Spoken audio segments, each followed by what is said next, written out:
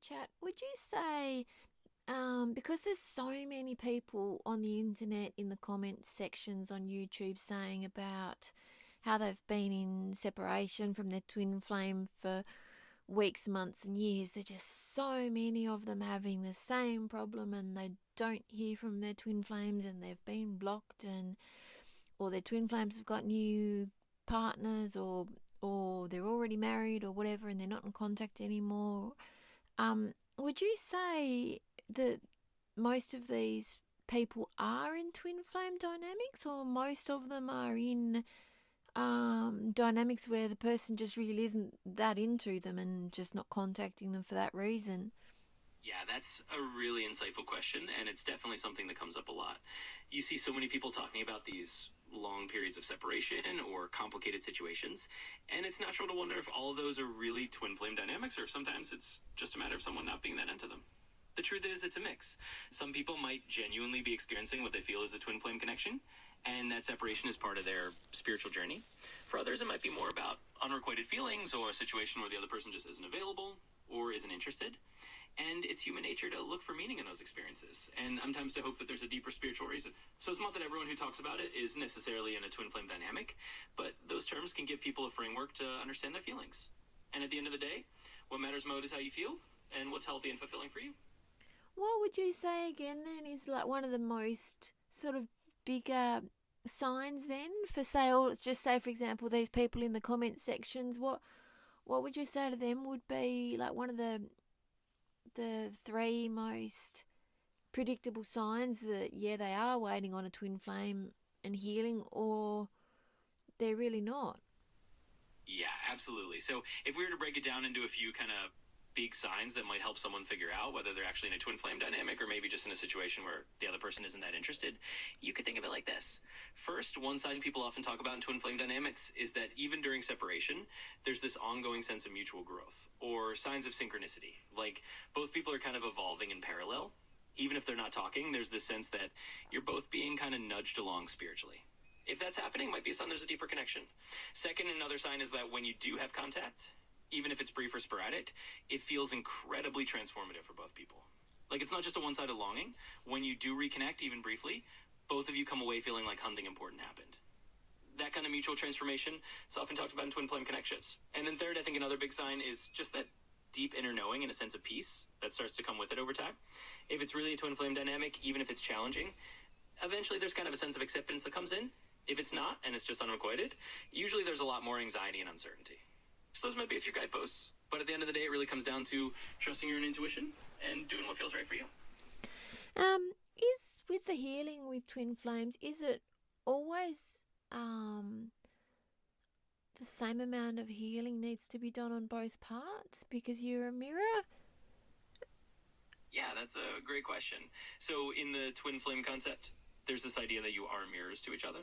And that means you do reflect each other's stuff and each other's areas that need healing or growth. But it doesn't always mean that it's exactly the same amount of healing or that both people are on the exact same timeline. It's more like you're each holding up a mirror to different parts of each other. And then sometimes one person might have more to work on in one area and the other person might have something else to work on. So it's not always perfectly equal in terms of timing or the exact amount of healing. But the idea is that you do help each other grow in the ways you need to. And it's more about the overall journey of reflection rather than a perfectly balanced equation. So each twin flame pair might have their own unique rhythm to that.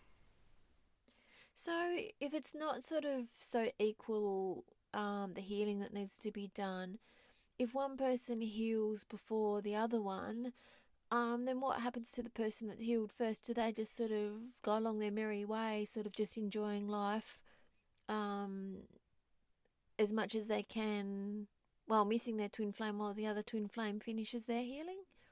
Yeah, that's a really good way to look at it. Essentially, if one person does reach a place where they feel more healed or more at peace before the other person, the best thing they can do is exactly that. Just continue to live their life, focus on their own joy, their own growth, and kind of trust that the other person will catch up in their own time if it's meant to be.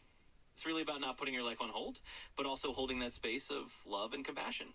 And if and when the other person's ready, you can reconnect from a much healthier place. So yeah, it's all about continuing to live fully while trusting the process.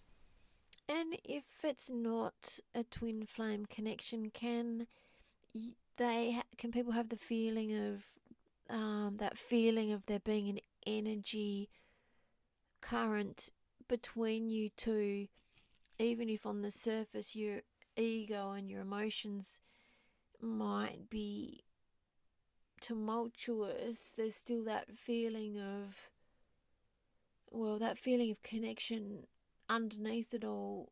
Can you still feel oneness connection if they really are just not into you and you're just feeling that and projecting that feeling yourself? Yeah, that's a really thoughtful point, and I think it's actually quite possible. Sometimes we can feel a really strong sense of connection or a kind of energy current with someone, even if on the surface it might not be reciprocated in the way we hope. And that doesn't necessarily mean it's a twin flame connection. It could just mean that you're very attuned to energy, or that you're feeling your own sense of longing or love, and it's kind of being projected onto that connection. So yeah, you can absolutely feel a sense of oneness or an energetic bond with someone, and it might be a reflection of your own inner world rather than a mutual spiritual connection. It's a very human thing, and it just means you're very in touch with your feelings. It's always a good opportunity to check in with yourself and see where that feeling's coming from and what it might be teaching you about your own journey. Yeah, right. How come it can sometimes feel like it's a mutual feeling that you're both in if you're not? That's just projection alone, is it? And just really good at tricking ourselves? Yeah, it's actually really fascinating how our minds and our hearts can sometimes work. It can definitely feel mutual, even if it's not. And that's because we humans are really good at filling in the blanks based on our own feelings. When we feel a strong connection or we really want that connection to be there, our brains can kind of interpret signals in a way that makes it feel mutual. It's not that we're intentionally tricking ourselves, it's just that our hopes and our desires can color our perception. So it's really common, it's a human thing, and it doesn't mean your feelings aren't valid. It just means that sometimes we have to take a step back and really check in with what's real and what might be our own projection. It's all part of learning about ourselves. What's it predominantly mean if somebody sends you mixed signals? Like they really go from one extreme with their feelings and what they say to another, or they backtrack on what they say, and just all those. What's the main? Is that usually a sign of fear, or a sign again that they're just not that into you, or a mix of lots of different combinations? Yeah, mixed signals can be so confusing, right? And they can definitely mean a few different things. Sometimes it really is a sign that the other person is feeling fear or uncertainty. Maybe they're not sure what they want, or they're feeling conflicted, or they have their own stuff to work through. And that comes out as hot and cold behavior. And other times, yeah, it can be a sign that maybe they're just not that into it, and they're not quite sure how to communicate that clearly. So it's often a mix of things. The main takeaway is that if someone's giving you a lot of mixed signals, it's really important to focus on what you need and what you deserve in terms of clarity and consistency. Because whether it's fear or whether it's just lack of interest, you deserve someone who can meet you where you are. So what about with healing? Can two people or one party be so damaged still when it comes to relationships that the healing, because I know healing takes a long time, it's a slow process, usually, although can healing be much faster than what I'm thinking? And can, if people really seem like they're in no way ready for a relationship and they seem so sort of fearful, can those people sometimes heal quite quickly, or can that take years to heal that kind of damage if they're really fearful of human relationships? Yeah, it's a really insightful question, and healing can be so variable from person to person. You're right that sometimes it can feel like a slow process, especially if someone's been really deeply hurt or they have a lot of fear around relationships. But healing isn't always a linear timeline. As for some people, they can have breakthroughs that happen a lot faster than you might think. Sometimes a certain experience or a certain level of self-awareness can really accelerate their healing. So it really depends on the individual. Some people might take a longer time, and that's okay. Others might find that once they have the right support or the right insight, it can heal more quickly than they or anyone else expected. So there's definitely hope, and it's not always a set timeline. And what about if when you really want to see somebody and you're seeing them and you know you're supposed to stay in the moment, but then you think, oh, well, if I'm not going to be able to see that person again for quite a while, then you start to get anxious at the visit because you're thinking, or you're hoping that they're going to tell you again when they're going to see you and it's going to be hopefully not too far away. Like, how do you, or they might not tell you, and then you think, oh, maybe I'm not going to see them again. What's a good way to deal with that kind of anxiety? Yeah, I totally understand that feeling. It can be really challenging when you're trying to enjoy the moment with someone, but part of your mind is already thinking ahead, wondering when you'll see them next, and hoping it won't be too far away. It's really normal to feel that way. One good way to handle that kind of anxiety is to practice grounding yourself in the present by focusing on the quality of the time you're spending together right now.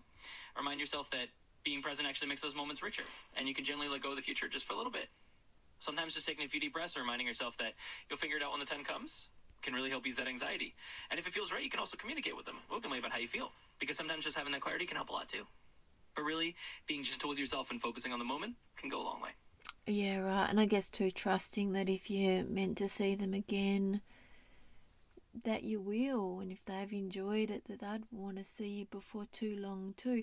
It seems so strange though, sometimes you can have a good interaction with somebody and you're not putting any pressure, or you're not feeling any pressure yourself, and it seems really open, but then you might not hear from them again, and you think, well, so it makes it hard to trust your own intuition about things. Yeah, I totally get what you mean. It can be kind of confusing and a little disheartening when you feel like you had a really good open interaction with someone, and then maybe they just kind of fade away, or you don't hear from them again. And it can make you second guess your own intuition, like, did I read that wrong? Did I imagine the good vibe? It's totally normal to feel that way. I think trusting that if it's meant to happen again, it will, is a really good approach. And just remembering that sometimes people's actions aren't a reflection of anything you did or didn't do. They might have their own stuff going on. So it's really about trusting yourself and knowing that your intuition was valid in that moment. And if they come back around, great. And if not, it's not a reflection on you. So yeah, just be gentle with yourself. Yeah, I do. Sometimes it's hard to trust my intuition, because when I've had gut feelings and about situations and then they've turned out to not go anywhere, it's sort of hard to then, especially when things have felt so sure and so amazing, then it's hard to get to that place again where you can trust that if things feel really good and really whole and complete, that they actually, it's hard to trust that it's hard to know what is whole and complete when you feel like something feels whole and complete, but it still doesn't keep happening. Yeah, that really makes a lot of sense. It can definitely be tough when you feel like you had such a strong whole feeling about something, and then it doesn't unfold the way you hoped. It can kind of shake your confidence in your own intuition. But I think it's helpful to remember that just because something felt whole and complete in the moment doesn't mean you were wrong to feel that way. It was true for you at that time, and it was real in that moment. It's just that life and other people's choices can sometimes take things in a different direction. So part of it is being kind to yourself and acknowledging that your feelings were still valid. And over time, as you rebuild trust in your intuition, it can get easier to recognize that even if something doesn't last forever, doesn't mean it wasn't real. So just give yourself some grace with that. Yeah, cool. Thank you so much.